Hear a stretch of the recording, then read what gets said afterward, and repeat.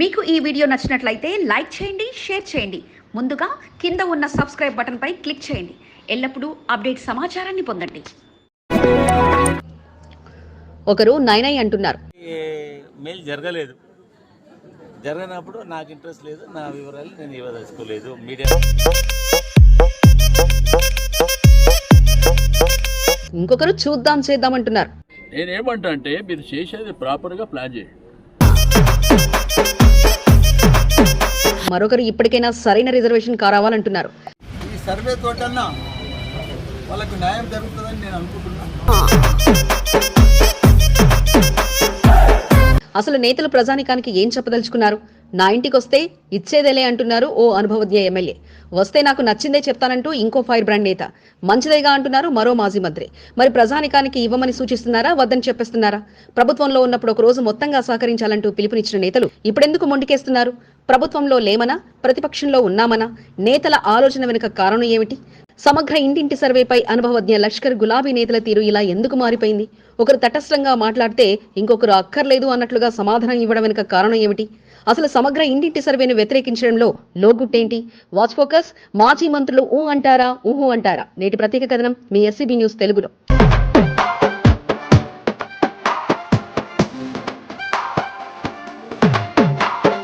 సమగ్ర ఇంటింటి సర్వేలో గులాబీ మాజీ మంత్రుల తీరేంటి అంటే ఏమో అన్నట్లుగానే ఉంది వ్యవహారం. ప్రభుత్వం ప్రతిష్టాత్మకంగా తీసుకున్న సామాజిక, ఆర్థిక, విద్య, ఉపాధి, రాజకీయ మరియు కుల సర్వేను సమగ్ర కుటుంబ సర్వేగా త్వరితగతిన పూర్తి చేసేందుకు సన్నద్ధమైంది. ప్రస్తుతం జీహెచ్ఎంసీతో పాటు పలు విభాగాలు అదే పనిలో పనిచేస్తుండగా మొదట విజిట్లో వారి వివరాలు, రెండో విజిట్లో పూర్తి డేటాను సేకరించి ప్రభుత్వానికి అందేలా ప్రయత్నాలు ముమ్మరం చేసింది. అయితే సర్వేకు వెళ్లిన పలు చోట్ల సిబ్బందికి ఇబ్బందులు తప్పకపోగా 75 ప్రశ్నలకు సమాధానం ఇవ్వడంటే ఓ అరగంట సమయం వెచ్చించాల్సి ఉంటుంది. అందులో ప్రతి అంశం కూడా ప్రభుత్వ పరిధిలో నిక్షిప్తమయ్యేలా వారి పూర్తి సమాచారం ఉంటుండగా ఇక వారి రాజకీయ ఆకాంక్షకు కూడా అందులో ఓ కాలంని కేటాయించడం విశేషం. అంతా బాగానే ఉన్న కులగన సర్వే అంటూ మొదలై ఇప్పుడు వారి ఆర్థిక వివరాల వరకు వెళ్లడంతో కొందరు ఓకే అంటూ మరికొందరు నైనై అంటున్నారు. కొందరిలో తమ ఆస్తి వివరాలు తెలిస్తే ఉన్న రేషన్ కార్డు ఎగిరిపోతుందన్న భావన ఉంటే, మరికొందరిలో అసలు ఇవ్వడం వలన లాభం ఏంటో తెలియకముందే ఎందుకు ఇవ్వాలి అన్న ఆలోచనతో సైతం ఉన్నారు.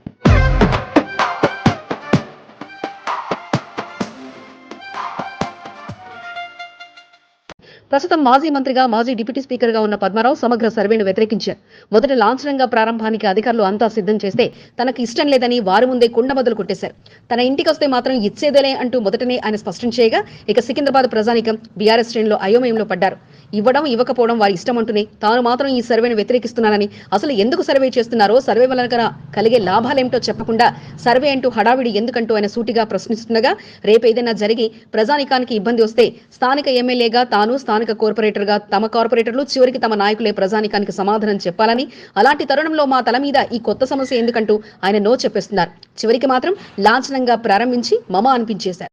చెప్తా, నా ఇంట్రెస్ట్ లేదు, మస్ట్ అండ్ షుడ్ ఇవ్వాలని కూడా దీంట్లో పెట్టలేదు కాబట్టి నాకు పర్సనల్ ఇంట్రెస్ట్ ఎందుకంటే అది కూడా నాకేదో లబ్ధి పొందాలి చేయాలని కాదు. ఎవరికి ఎటువంటి మెయిల్ జరగలేదు.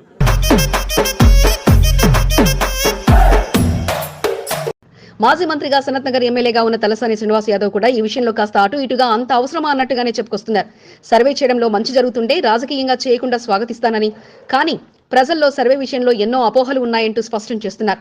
సర్వే వ్యవహారంలో ఇప్పటికీ ఆయన పాల్గొకపోయినా జరుగుతున్న సర్వేలో ప్రజల నుంచి వస్తున్న స్పందన మాత్రం భిన్నంగా ఉందని, కొందరు మాకొద్దు అంటూ ముఖం మీదనే చెప్పి సర్వేకు వచ్చిన వారిని బయటికి పంపిస్తున్నారంటూ ఆయన తెలియజేశారు. ప్రజలకు సర్వే వల్ల జరిగే మంచేమిటి? అసలు కులగణనాన్ని మొదలుపెట్టి 2 అంశాలతో ముగించాల్సిన అంశాన్ని కాస్త 75 ప్రశ్నలు సంధించి వారి వివరాలు అన్ని తీసుకుంటే వారిలో భయం ఉంటుందని, అలా వివరాలు చెప్పడం సాధ్యం కాదంటూనే అసలు గట్టిగా ఒక రోజులో అయిపోయే పనికి రోజుల సమయం వృధా చేయడంతో పాటు అధికారులకు కొత్త భారం మోపుతున్నారంటూ ఆయన విమర్శించారు. ఇదంతా ఎట్లయిపోయిందంటే కోఆర్డినేషన్ రూపం ఉంది, హరీబరీ ఉన్నది. ఈ హరీబరీ చేయకండి. రెండోది ఏంటంటే మీరు క్వశ్చనర్ పెట్టేటప్పుడు సింపుల్గా పెట్టండి. రెసిడెన్షియల్ అడ్రస్, నేను మా కుటుంబంలో ఎంతమంది, మీరే కులం. కులగణ డెఫినేషనే అది కదా.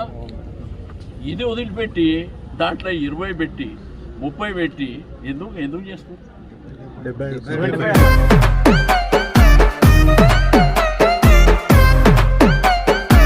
మరో మంత్రి, మాజీ మంత్రి మల్లారెడ్డి మాత్రం ఈ విషయంలో తటస్థంగా ఉన్నారు. ఎందుకొచ్చిన గోలా అంటూ ఆయన ముందుగానే పరుగులు తీసి ప్రతి ఇంటికి స్టిక్కర్లు అతికించి మరీ సర్వేను ప్రారంభించగా తన మేడ్చల్ నియోజకవర్గంలో అధికారిక కార్యక్రమంలో పాల్గొని ప్రారంభించేశారు. నాకెందుకొచ్చిన కొట్లాట అనుకున్నారో లేక కయ్యానికి కాలు దూడడం ఎందుకు అనుకున్నారు కానీ ప్రభుత్వం ఇలా ఆర్డర్ ఇవ్వడం, అధికారులు అలా సమాచారం ఇవ్వడంతో పరుగున వెళ్లి ప్రారంభించడంతో పాటు ఇకనైనా కులగనలో అందరికీ న్యాయం జరగాలని కోరుకుంటున్నట్లు స్పష్టం చేశారు. ఇప్పుడు ఈ సర్వే చేసి అంతకంటే కూడా బీసీలను ఆదుకొని వాళ్ళని విద్యావంతులను చేయాలి, ధనవంతులను చేయాలి, రాజకీయంలో కూడా వాళ్ళను ముందుకు తీసుకురావాలి. అందరినీ కూడా వజ్రేశ్వర దేవ సుంటోళ్ళని అందరినీ కూడా పెద్ద పెద్ద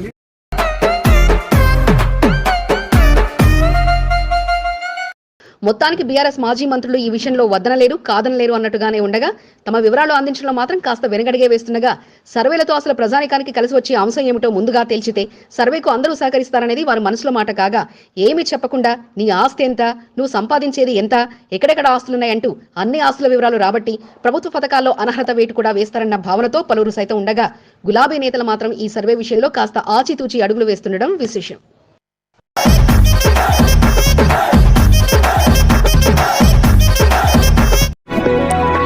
ప్రభుత్వం నుంచి ₹1 వచ్చింది లేదు. నేను నా ఫ్రెండ్ అంతా కలిసి ఈ గ్రౌండ్ను అభివృద్ధి చేశాం. మీకోసం క్రీడాకారులను తయారు చేయడం కోసం మేమంతా ఒకటే చేసిన ప్రయత్నమే ఈ గ్రౌండ్.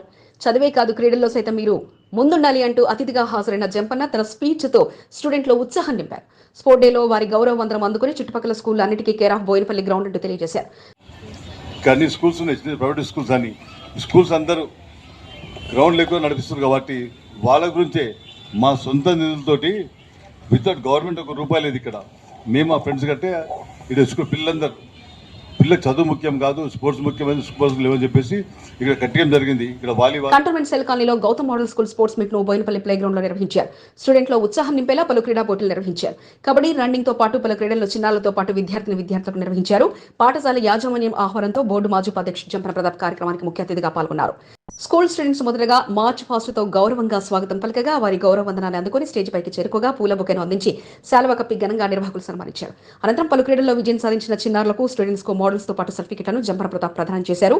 ఫిబ్రవరి మాసం 5 ఏళ్ల తర్వాత మరలా తిరుమలగిరి మండల పరిధిలోని స్కూళ్లతో స్పోర్ట్స్ మీట్ నిర్వహిస్తామని, తన బోయినపల్లి ప్రాంత స్కూల్ విజయం సాధించేలా చదువుతో పాటు క్రీడలపై దృష్టి పెట్టాలని, ఎప్పుడు క్రీడల కోసం గ్రౌండ్ కావాలని కోరినా తమ వంతుకు సహకరిస్తామంటూ జంపన తెలియజేశారు. కార్యక్రమంలో స్కూల్ ప్రిన్సిపల్ అనుపమ, టీచర్లు సుధాకర్ రావు, విశలక్ష్మి, పీటీ సురేష్ తో పాటు పలువురు పాల్గొన్నారు.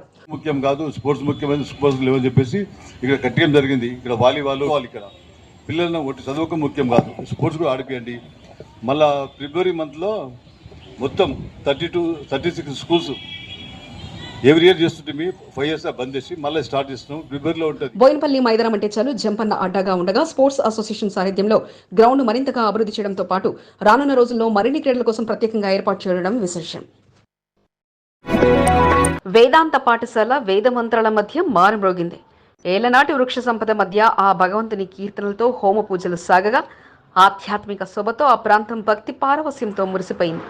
కార్తీక మాసాన్ని పురస్కరించుకొని వేద పండితుల మంత్రోచ్చారణ మధ్య క్షీరాబ్ది, ద్వాదశి గడియల్లో ప్రత్యేక పూజా కార్యక్రమాలు కొనసాగగా వేద పాఠశాల, కళాశాల ప్రధానాచార్యుల వారి సారథ్యంలో వేద పాఠశాల ఉపాధ్యాయుల భాగస్వామ్యంతో విద్యార్థుల మంత్రోచ్చారణ మధ్య అట్టహాసంగా సాగాయి పూజా కార్యక్రమాలు.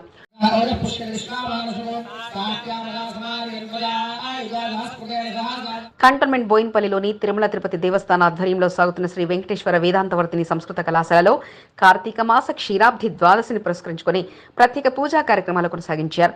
ప్రతి ఏటా వనసమారాధన నిర్వహించడం ఆనవాయితీగా వస్తుండగా అదే రీతిలో నేటి కార్యక్రమాలు కొనసాగించారు. ప్రత్యేకంగా హంగు ఆర్పాటలతో సెట్టింగ్ లేవు, తలతలలాడే ప్రత్యేక ఏర్పాట్లు లేవు. కేవలం ప్రకృతిని ఆస్వాదిస్తూ అంతా కలిసి భారీ ఎత్తైన వృక్షవనాల మధ్య కూర్చొని వేడుకలు నిర్వహించగా ప్రత్యేక పూజా కార్యక్రమాలను కొనసాగించారు. మహాన్యాసపూర్వక ఏకాదశ రుద్రాభిషేకం, సుదర్శన హోమం, తులసి కళ్యాణ సహిత సత్యనారాయణ వ్రతం, కళాశాల అభివృద్ధి కోసం లోక కళ్యాణం కొరకు ఈ కార్యక్రమాలు కొనసాగించగా అధ్యాపకులు, విద్యార్థుల నోటి వెంట వేద మంత్రాల మధ్య కార్యక్రమాలు కొనసాగాయి. ప్రధానాచార్యులు డాక్టర్ బానోత్ సురేందర్ దంపతులు, హెడ్ మాస్టర్ కిషన్ దంపతులతో పాటు లంకా సుబ్రహ్మణ్యేశ్వర శర్మ దంపతులు హోమ పూజలో కూర్చొని కార్యక్రమాల ముందుకు నడిపించారు.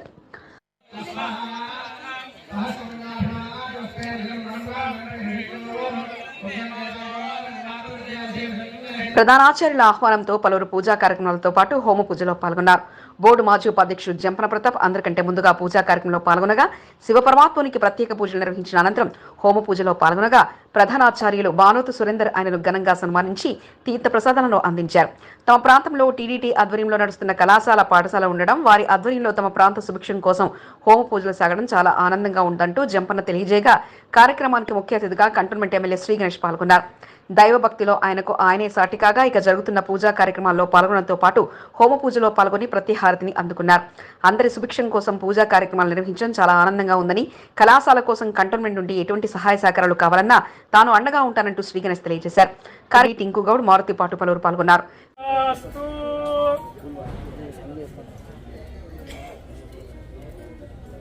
తిరుమల తిరుపతి దేవస్థానం వారి ఆధ్వర్యంలో సాగుతున్న శ్రీ వెంకటేశ్వర వేదాంతవర్ధిని కళాశాల పాఠశాలకు చాలా ప్రత్యేకత ఉండగా అక్కడ జరిగే పూజా కార్యక్రమాల్లో పాల్గొన్న వారు కూడా అక్కడ విద్యను అభ్యసించే విద్యార్థులతో పాటు బోధించే అధ్యాపకులే కాగా హడావిడి లేకుండా కొత్తగా ఏర్పాట్లు వద్దంటూ దేవుడు అందించిన సహజ ప్రకృతిలోనే పూజా కార్యక్రమాలు కొనసాగించడం విశేషం. మాటల్లో కాదు చేతల్లో తన పనితనాన్ని చూపిస్తారని బోండా డివిజన్ కార్పొరేటర్ కొంత దీపికా నరేష్ తెలిపారు. ఎవరి నోటికి వచ్చినట్టు వారు మాట్లాడినా పట్టించుకోరని, డివిజన్ ప్రజలకు సేవ చేయటమే ముఖ్యమని కొంత దీపికా నరేష్ తెలిపారు. బోండా డివిజన్ వడ్డర బస్తీలో మంచినీటి సమస్యపై కొంత దీపికా నరేష్ స్పందించారు. వాటర్ వర్క్స్ అధికారులతో కలిసి వడ్డర బస్తీలో పర్యటించిన కొంత దీపికా నరేష్ స్థానికంగా నెలకొన్న మంచినీటి సమస్యను పరిష్కరించాలని అధికారులకు సూచించారు. దీంతో పలుచోట్ల లో ప్రెషర్ సమస్యను పరిష్కరించేలా వాళ్లకు మరమ్మతులను వాటర్ వర్క్స్ అధికారులు నిర్వహించారు. మంగళవారం రాత్రి వడ్డర్ బస్తీకి వెళ్లి బస్తీ వాసులతో సమావేశమై మంచినీటి సరఫరాను పరిశీలించారు. సమస్య పరిష్కారం కొరకు కృషి చేసిన కొంత దీపికా నరేష్ కు వారు కృతజ్ఞతలు తెలిపారు. మరికొన్ని ఇళ్లలో పైప్ లైన్ పనులు పూర్తి చేయించి పూర్తి స్థాయిలో సమస్యలు పరిష్కరించేందుకు కృషి చేయడం జరుగుతుందని కొంత దీపికా నరేష్ తెలిపారు.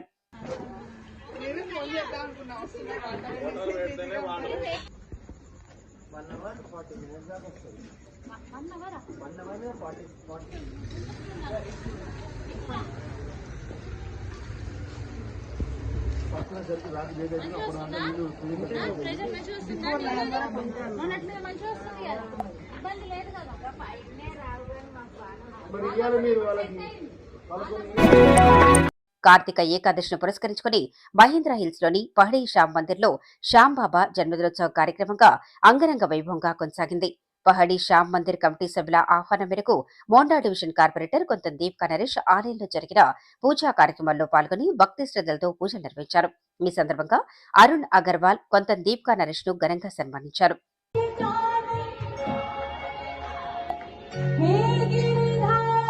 మహిళా మోర్చా కన్వీనర్ వినోద నివాసానికి వెళ్లి ఆమె కుమారుడు చరణ్ ఆరోగ్య పరిస్థితిని అడిగి తెలుసుకున్నారు. అనారోగ్యంతో బాధపడుతున్న చరణ్ త్వరగా కోలుకోవాలని కొంత దీపికా నరేష్ ఆకాంక్షించారు. తన వంతు సహాయ సహకారాలు ఎల్లవేళలా ఉంటాయని వినోదకు కొంత దీపికా నరేష్ భరోసా కల్పించారు.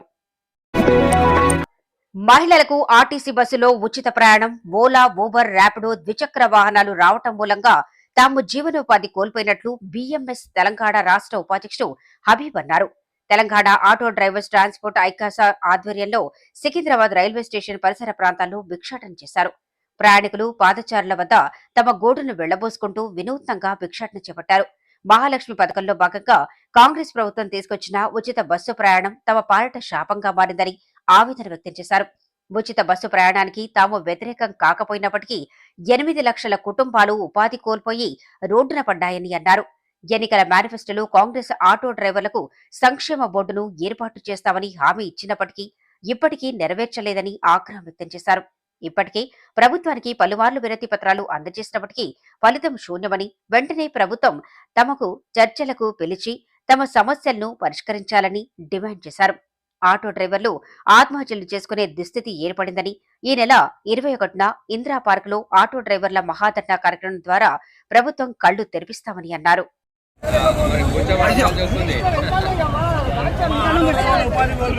డ్రైవర్ల కుటుంబాల్లో మా పిల్లలకు వాళ్ళకు డబ్బులు లేని పరిస్థితిలో ఉన్నాము. ఆటో డ్రైవర్లకి భిక్ష వేయాలి, 5 రూపాయలైనా వేయండి, 2 రూపాయలు 5 రూపాయలు. జై మాతాది కంటోన్మెంట్ ఎమ్మెల్యే నోట ప్రతిరోజు ఏ కార్యక్రమం మొదలుపెట్టినా ముందుగా జై మాతాది అమ్మవారిని స్మరించుకుంటున్నారు. జై మాతాది.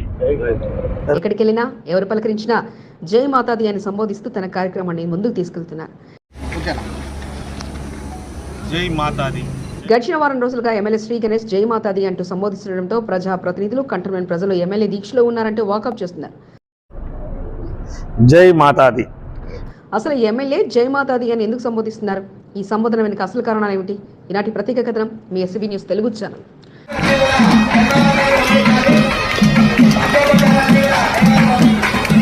కంటోన్మెంట్ ఉప ఎన్నికల్లో తన ఆశయాన్ని నెరవేర్చుకున్న ఎమ్మెల్యే శ్రీ గణేష్ కు ఆధ్యాత్మిక భావాలు ఎక్కువే. ఆధ్యాత్మిక కార్యక్రమాల్లో శ్రీ గణేష్ చురుగ్గా పాల్గొంటారు. అమ్మవారి అనుగ్రహంతో తనకు ఎమ్మెల్యే అయ్యే భాగ్యం కలిగిందని, అంతా అమ్మవారి అనుగ్రహమేనంటూ శ్రీ గణేష్ అమ్మవారిని స్మరించుకున్నారు. శక్తి పీఠాలను సైతం దర్శించుకుని పూజలు నిర్వహిస్తూ మొక్కులు శ్రీ గణేష్ తీర్చుకుంటున్నారు.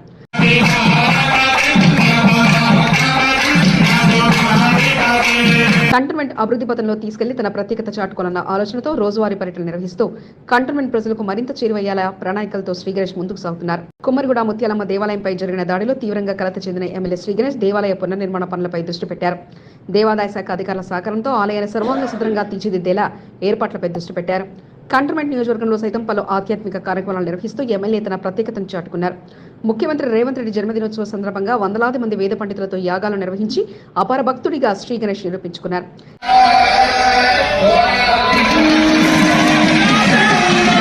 గడిచిన వారం రోజులుగా ఎమ్మెల్యే ఏ కార్యక్రమం మొదలుపెట్టినా ముందుగా జై మాతాది అంటూ అమ్మవారిని స్మరించుకుంటూ కార్యక్రమాన్ని ప్రారంభిస్తున్నారు. విలేకరుల సమావేశాలు కానీ, మీడియా సమావేశాలు కానీ, కార్యకర్తల సమావేశాలు కానీ ఏ కార్యక్రమమైనా సరే శ్రీ గణేష్ నోటి వెంట మొదటగా జై మాతాది అని స్మరించుకుంటూ కార్యక్రమాన్ని మొదలు పెడుతున్నారు. తనకు కలిసేందుకు వచ్చిన పార్టీ నాయకులతో పాటు కార్యకర్తలతో సైతం మొదటగా జై మాతాది అంటూ అమ్మవారిని స్మరించుకుంటూ శ్రీ గణేష్ కనిపిస్తున్నారు. దీంతో కంటోన్మెంట్ నాయకులు శ్రీ గణేష్ లో మార్పు గల కారణాలు ఏమిటంటూ ఆలోచిస్తున్నారు. అసలు విషయం ఏమిటంటే అమ్మవారి అనుగ్రహం ఉంటే అందరూ బాగుంటారని శ్రీ గణేష్ నమ్ముతున్నారు. తాను చేసే ప్రతి కార్యక్రమానికి అమ్మవారి పేరును స్మరించుకోవడం ద్వారా శుభం జరుగుతుందని శ్రీ గణేష్ నమ్ముతున్నారు.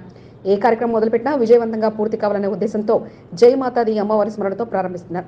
రాష్ట్ర ప్రజలతో పాటు కంటోన్మెంట్ ప్రజలకు, నాయకులు అందరూ బాగుండాలనే ఉద్దేశంతో జై మాతాది అమ్మవారిని స్మరించుకోవడం జరుగుతుందని ఎమ్మెల్యే శ్రీ గణేష్ చెప్తున్నారు. జై మాతాది. రేపు మన గౌరవ ముఖ్యమంత్రి గారు రేవంత్ రెడ్డి గారి జన్మదినాన్ని పురస్కరించుకొని జై మాతాది, జై ముత్యాలమ్మ తల్లికి. ఈరోజు మన ముత్యాలమ్మ టెంపుల్ కుమ్మరిగూడలో పనులెట్ల. జై మాతాది. ఈరోజు పార్లమెంటరీ కమిటీ ఇక్కడ కంటోన్మెంట్ బోర్డుకు ఇచ్చేస్తున్న సందర్భం బీజేపీ నాయకులు బలంగా జై శ్రీరామ్ భారత్ మాతాకు జై అంటూ కార్యక్రమాన్ని అక్కడున్న వారు పార్టీ శ్రేణులు సైతం వారికి తోడుగా నినాదంతో మారుమ్రోగిస్తుంటారు. ఎమ్మెల్యే శ్రీ గణేష్ సైతం అదే తరహాతో జై మాతాది నామస్మరణతో అమ్మవారిని స్మరించుకుంటూ ప్రసంగాలు ప్రారంభిస్తున్నారు. అమ్మవారి అనుగ్రహం ఉంటే తనకు తిరుగుండదని శ్రీ గణేష్ గట్టిగా నమ్ముతున్నారు. దీంతో గడిచిన కొన్ని రోజులుగా జయమాతాది నామస్మరణతో శ్రీ గణేష్ ముందుకు సాగుతున్నారు. తానున్నంతకాలం జయమాతాది నామస్మరణతో అమ్మవారిని స్మరించుకుంటూ కార్యక్రమాలు ప్రారంభిస్తానని ఎమ్మెల్యే శ్రీ గణేష్ తన మనసులోని మాట చెప్తున్నారు. అతి తక్కువ ఛార్జీలతో పేదవారికి సేవలు అందించేలా ఆసుపత్రిని అందుబాటులోకి తీసుకొచ్చిన KSS charitable clinic founder SK నయీంను ప్రముఖ కార్డియాలజిస్ట్ శరత్ చంద్ర అభినందించారు. కంటోన్మెంట్ 2వ వార్డు రసూల్పురాలోని కేఎస్ఎస్ చారిటబుల్ ట్రస్ట్ ను శరత్ చంద్ర సందర్శించారు. ఎటువంటి సమాచారం లేకుండా ఆసుపత్రికి వచ్చి అక్కడి వైద్య సేవలను పరిశీలించి వివరాలను అడిగి తెలుసుకున్నారు. అతి తక్కువ ఛార్జీలతో మెరుగైన సేవలు అందిస్తున్న చారిటబుల్ ట్రస్ట్ సభ్యులను ఆయన అభినందించారు. ఈ సందర్భంగా ఎస్కే నయీంతో కొద్దిసేపు ముచ్చటించి వివరాలను అడిగి తెలుసుకున్నారు. ఆసుపత్రిని సందర్శించిన శరత్ చంద్రను ఎస్కే నయీం ఘనంగా సన్మానించారు. జహంగీర్, సయ్యద్ గౌస్, సంజారాణి, సుష్మిత తదితరులు పాల్గొన్నారు.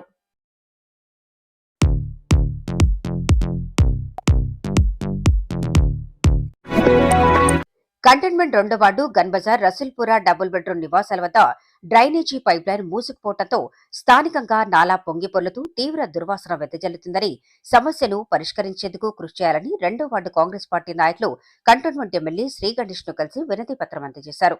డబుల్ బెడ్రూమ్లను ఆనుకొని ఉన్న నాలాతో పాటు మ్యాన్ హోల్స్ పూర్తిగా నిండుకొని పొంగి పొర్లుతుండటంతో స్థానికంగా నివసించేవారు రోగాల బారిన పడుతున్న పరిస్థితి నెలకొందని వారు ఆవేదన వ్యక్తం చేశారు.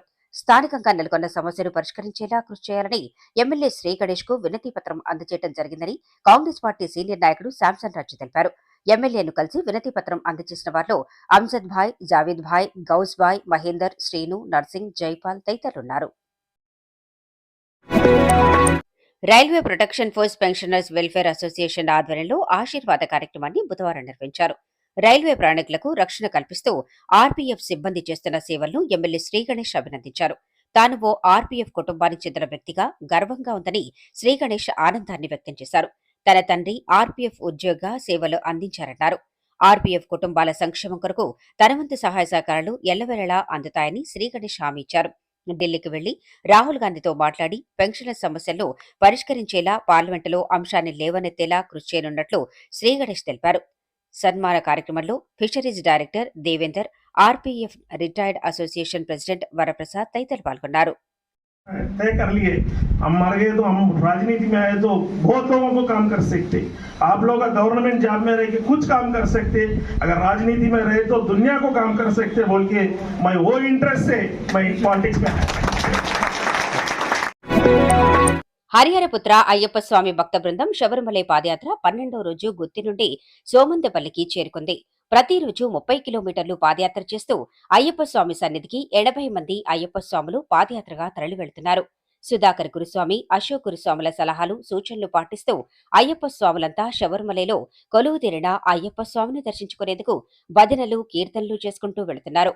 పాదయాత్రగా వస్తున్న అయ్యప్ప స్వాములకు భక్తులు భిక్షను ఏర్పాటు చేయడంతో పాటు అల్పాహారాన్ని సైతం ఏర్పాటు చేస్తూ అయ్యప్ప స్వాములు ఆశీర్వాదాలు పొందుతున్నారు. ఎటువంటి ఆటంకాలు లేకుండా పాదయాత్ర విజయవంతంగా కొనసాగుతుందని గురుస్వాములు తెలిపారు. రైల్వే ప్రయాణికుల ప్రాణాలతో చెలగాటమాడుతున్న దొంగను రైల్వే పోలీసులు అరెస్ట్ చేసి రిమాండ్కు తరలించారు. చోరీలకు అలవాటు పడ్డ లింగప్ప అనే వ్యక్తి రైల్లో కిటికీల వద్ద, ఫుట్ బోర్డింగ్ లో ప్రయాణించే వారే టార్గెట్ గా సెల్ ఫోన్లను లాక్కొని పరారవుతున్నారు. కొద్ది రోజుల క్రితం దినేష్ అనే ప్రయాణికుడి సెల్ ఫోన్ లాగటంతో రైలు చక్రాల కింద పడి చికిత్స పొందుతూ మరణించాడు. కేసు నమోదు చేసుకున్న పోలీసులు దొంగ లింగప్పపై మర్డర్ కేసు నమోదు చేసి దర్యాప్తు చేపట్టారు. నేడు లాలగూడ రైల్వే ట్రాక్ పై అనుమానాస్పదంగా సంచరిస్తున్న లింగప్పను పోలీసులు అదుపులోకి తీసుకుని నిందితుడి వద్ద నుండి మృతుడి సెల్ ఫోన్ స్వాధీనం చేసుకుని అరెస్ట్ చేసి రిమాండ్కు తరలించారు.